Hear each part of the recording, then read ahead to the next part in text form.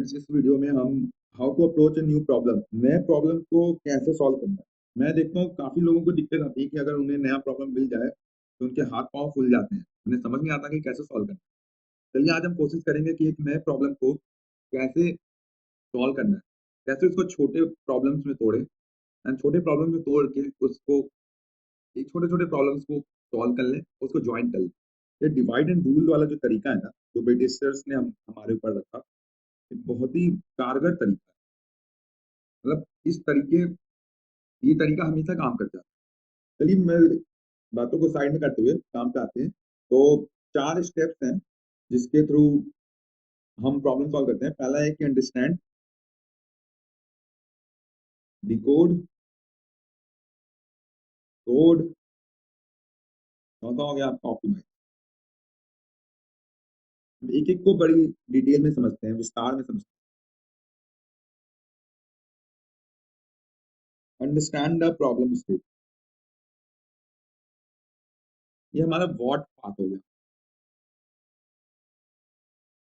ये हमारा how part हो गया।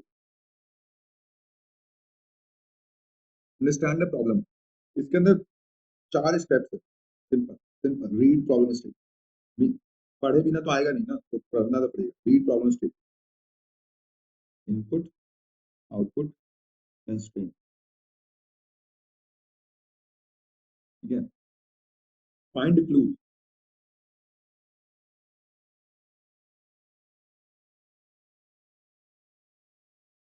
आपको यूजफुल इनसाइट्स निकालने हैं, खोज करके निकालना है कुछ यूजफुल।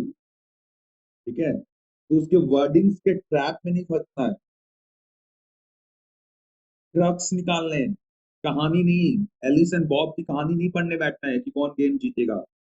आपको निकालना है कोडिंग लैंग्वेज में कि एलिस एंड बॉब अगर साथ में खेल रहे हैं तो एरे में दिया है वो वैल्यूज, तो आप एक एरे दिया है उसमें आपको फाइंड करना है किस साइड की सम ज्यादा है। इस तरह के क्वेश्चन हो सकते हैं। तो आपको कहानी में नहीं घुसना बल्कि क्रक्स निकालने हैं उसके। ये हो गया। अगला जो है decode the problem statement. Simple है इसमें भी। पहले हम शुरू करेंगे कि अपने एग्जांपल से, ओन एग्जांपल लेके चलना है हमें।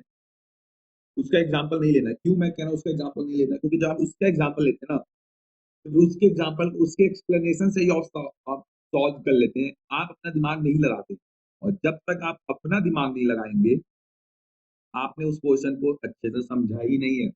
इसीलिए जब अपना एग्जांपल लेंगे, फिर आप उससे सॉल्यूशन निकालेंगे, अपने एग्जांपल के कॉरेस्पॉन्डिंग सॉल्यूशंस को निकालेंगे, तभी आपको पता चल पाएगा कि प्रॉब्लम में कहा क्या है। और अगर आप नहीं निकाल पा रहे हैं तो डेंजर, यहीं रुक जाइए, फिर मत कोशिश करिए, फिर तो आप टाइम वेस्ट कर रहे हैं, दूसरे क्वेश्चन पे मूव करिए। अगर आप अपने एग्जांपल को लीजिए, उससे आप आंसर्स निकालने की कोशिश कीजिए। अगर आप आंसर्स नहीं निकाल पा रहे हैं, तो इसका मतलब है कि आप क्वेश्चन को अच्छे से नहीं समझे हैं। छोटे एग्जाम्पल से शुरू करना है, छोटे से छोटा एग्जाम्पल, 1 डिजिट के एग्जाम्पल से, 2 डिजिट, 3 डिजिट, 4 डिजिट, ऐसे करके जब वो रिकर्शन के क्वेश्चन आते हैं, तो 4 डिजिट के बाद काफी बड़ा ट्री बन जाता है। तो 4 डिजिट से ज्यादा जाने की जरूरत नहीं है, लेकिन 0, 1, 2, 3 ऐसे करके देखना है। इससे तो 2 फायदे हो जाते हैं। एक तो आपको क्वेश्चन समझ में आना, दूसरा कि आपको बेस केस भी पता चल जाता है कि अगर 0 साइड का एरे हुआ तो क्या रिटर्न करना है, 1 साइड का एरे हुआ तो क्या कहना है, 2 साइड का हुआ तो क्या करना है। तो हमें बेस केस भी क्लियर हो जाता है। तो इसलिए हमें अपने एग्जांपल छोटे से मीडियम लेवल तक जाना है। अगला एग्जांपल ले लिया, फिर क्या बन गया, हमारा फ्लो चार्ट तैयार हो गया। तो फ्लो चार्ट को या तो माइंड में हमें समझना है, और या तो हम इसको कॉपी पे भी लिख सकते हैं। कॉपी पे भी लिख सकते हैं या माइंड में समझ जाना है। जब हम एग्जांपल को सॉल्व करेंगे, तो हमारा माइंड कैसे सॉल्व करता है, अगर उसको आप एक सिस्टमैटाइज्ड वे में लिख दें, तो वही तो है फ्लो चार्ट। आप एक सिस्टमैटाइज्ड वे में अगर अपने एग्जांपल को कैसे आपने सॉल्व किया उसको लिख पाए, तो आपका फ्लो चार्ट तैयार है। अगर आपका फ्लो चार्ट तैयार है, तो उस फ्लो चार्ट से ब्रूट फोर्स सॉल्यूशन लिख सकते हैं। और यहाँ पे अगर हो सके तो टॉपिक्स भी पता कर ले। टॉपिक्स पता करना क्यों फायदेमंद है, क्योंकि इससे आप आपके पास एक वास्ट नॉलेज है ना, लेकिन जब आप टॉपिक्स पता कर लेते हैं, तो आपके लिए ईज़ियर हो जाता है, क्योंकि सिमिलर टॉपिक्स के क्वेश्चंस को सिमिलर तरीके से ही सॉल्व करते हैं। तो आपको सिमिलर कोड पता चलने लगते हैं। एक तो आप टॉपिक्स पता कर लीजिए, और फिर आप वो भी कॉन्सेप्ट लगा लीजिए कि कोई सिमिलर क्वेश्चंस पास्ट में तो सॉल्व नहीं किया है। ये भी सिमिलर क्वेश्चंस कोई पास्ट में तो सॉल्व नहीं किया है। ये अपने आप ही मतलब मैंने अपने माइंड जैसे मैं सॉल्व करता हूँ, उस चीज़ को मैं कॉपी पे लिख रहा हूँ। इसलिए आपको काफ़ी लग रहा है लेंथी लग रहा है प्रोसेस, बट ये माइंड में तुरंत-तुरंत हो जाता है। ओन एग्ज़ाम्पल सॉल्व किया, उसी से पता चल जाएगा कि कौन से टॉपिक का क्वेश्चन है, ऐसी प्रॉब्लम हमने पहले कभी सॉल्व की है कि नहीं, और इसका फ्लो चार्ट क्या होगा। सिंपल इसी से ये आ जाता है, ये तीनों इसी से आ जाते हैं। बट मैं इसको एक्सप्लिसिटली नीचे लिख रहा हूँ ताकि आपके दिमाग में ये चला जाए। अब ब्रूट फोर्स सॉल्यूशन लिखते ही आपको क्या पता चल जाएगा कि आपने रेपिटेशंस कहाँ कर रहे हैं। अगर आप रेपिटेशंस नहीं कर रहे हैं तो आपका ब्रूट फोर्स ही आपका बेटर सॉल्यूशन है। लेकिन अगर आप रेपिटेशंस कर रहे हैं तो सिंपल है, अब आपको एक बेटर सॉल्यूशन लिखने की जरूरत है। बेटर सॉल्यूशन लिखते समय आपको पता है कि रेपिटेशंस को हटाना पड़ेगा। तो या तो हमें तरीका ही बिल्कुल नया करना पड़ेगा, बिल्कुल ऑल टुगेदर न्यू एल्गोरिथम ना। अगर वो बिल्कुल ही नया एल्गोरिथम हो जाता है तो सीधा ऑप्टिमल सॉल्यूशन बन जाएगा। तो उसपे तो हमें जाना ही नहीं है, क्योंकि मुझे हमें ये पता है कि ऑप्टिमल सॉल्यूशन हमें अचीव नहीं करना, हमें बेटर सॉल्यूशन अचीव करना है। भाई परफेक्शन के पीछे मत भागो अभी, क्योंकि अभी उम्र नहीं है परफेक्शन की।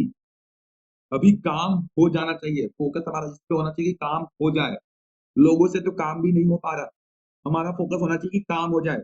तो अब हम परफेक्शन पे ना भागते हुए सिर्फ अपने प्रॉब्लम को एक्सेप्ट करवाना है, इस माइंडसेट के साथ प्रॉब्लम को देखना है कि प्रॉब्लम को एक्सेप्ट करवाना है। और सेम चीज आप इंटरव्यू को भी कर सकते हैं, इंटरव्यूअर को भी बता सकते हैं। अगर आप 2-3 सॉल्यूशन बता देते ना, इंटरव्यूअर वहीं खुश हो जाता है। उसको बस मतलब होता है कि आपको आते हैं कि नहीं सारे सॉल्यूशन। बहुत ऑप्टिमल लिखने की कोई ज़रूरत नहीं होती है। ऑप्टिमल सॉल्यूशन प्रैक्टिस के साथ आएगी और प्रैक्टिस टाइम से आएगा, टाइम के साथ आएगा। तो बेटर सॉल्यूशन लिखने के लिए हमें या तो डेटा स्ट्रक्चर की ज़रूरत पड़ेगी। तब डेटा स्ट्रक्चर बेसिकली हम करेंगे क्या, जो रिपिटिशंस हो रहा है उसको हम स्टोर कर लेंगे कहीं। अगर हम स्टोर कर पाएँ, अगर हम उसको स्टोर कर पाएँ किसी डेटा स्ट्रक्चर में, तो अपने आप ही वो एक बेटर सॉल्यूशंस बना देगा। क्योंकि हम डेटा स्ट्रक्चर से उसको निकालना रिलेटिवली ईज़ियर है दैन कि दोबारा उसी चीज़ वही सेम काम करना। तो हम बेटा सॉल्यूशन लिख पाएँ, और जैसे ही हम बेटा सॉल्यूशन लिख पाएँ, हमारा डिकोड का सेक्शन पूरा हो जाता है। अब कोड के सेक्शन में हमें बस 2 चीज़ करनी है, code it and dry run it. Dry run आपको यही सेम, यही ओन एग्ज़ाम्पल जो आपने सॉल्व किया ना, तो आपने इधर राइट अपने साइड में आपने लिखा होगा कि वैल्यूज़ कैसे चेंज हो रही हैं। तो वही आपको देखते जाना है कि वो जो चेंज हो रही है, उसको मैं कोड में कैसे रिप्रेज़ेंट करूँ, बस। That's all. कोड के बाद अगला स्टेप आता है ऑप्टिमाइज़, और मैंने बोला है कि ऑप्टिमाइज़ प्रैक्टिस के साथ आती है और इसकी हमें ज़रूरत नहीं है। तो अब मैं इसको अगर समराइज़ करूँ, इस पूरे प्रॉब्लम सॉल्विंग अप्रोच को, तो पहला स्टेप है हमारा understanding the problem. Understanding the problem completely, बहुत अच्छे से प्रॉब्लम स्टेटमेंट को समझना है। बहुत अच्छे से समझना क्यों ज़रूरी है? अगर आप अच्छे से नहीं समझेंगे तो आपका बेस ही खराब हो चुका है। अब आप इस पे कोई स्ट्रक्चर्स खड़ा नहीं कर सकते। प्रॉब्लम क्योंकि प्रॉब्लम स्टेटमेंट अगर अच्छे से नहीं जाने तो आप कोई और आंसर लिख रहे होंगे और क्वेश्चन कुछ और पूछ रहा होगा। तो इसके लिए अच्छे से प्रॉब्लम स्टेटमेंट को पढ़ना है, उसकी इनपुट को, आउटपुट को और कंस्ट्रेंट को देखना है। इनपुट को देखने का मतलब है सिंपल, जो इनपुट दिया हुआ है उसको देख लेना कि वेक्टर में है, आया है, इंट में आया है, स्ट्रिंग आया है, क्या मिला हमें, आउटपुट क्या रिटर्न करना हमें। उससे बहुत क्लियर हो जाता है कि हमें रिटर्न क्या करना है, हमें मिल क्या रहा हो। कंस्ट्रेंट से हमें क्लू मिलता है बहुत कि अलाउड टाइम कॉम्प्लेक्सिटी क्या है प्रॉब्लम की, time complexity, allowed time complexity क्या है। अलाउड टाइम कॉम्प्लेक्सिटी से पता चल जाता है कि अगर ये log n है, अगर ये allowed time complexity log n है जो कि 10 टू द पावर 18 बेस से आता है, अगर n 10 टू द पावर 18 तक जा रहा है इसका मतलब कॉम्प्लेक्सिटी log n है, और अगर log n कॉम्प्लेक्सिटी है इसका सीधा-सा मतलब है बाइनरी सर्च लगेगा, ठीक है? अगर कॉम्प्लेक्सिटी n है इसका मतलब कि एक बारी लूप तो जाएगी जाएगी। n स्क्वायर है तो इसका मतलब, तो इसका ये मतलब हो सकता है कि n स्क्वायर कॉम्प्लेक्सिटी माने 2 लूप बन रही है, या रिकर्जन फॉर लूप के अंदर रिकर्जन कॉल हो रहा है, या 2 रिकर्जन्स कॉल हो रही हैं, n स्क्वायर कॉम्प्लेक्सिटी, ठीक है?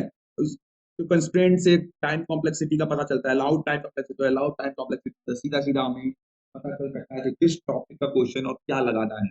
अब उसके बाद सिंपल सी बात है कि हमें इसका क्रक्स निकालना है, उसके स्टोरीज में घूमते नहीं रह जाना है।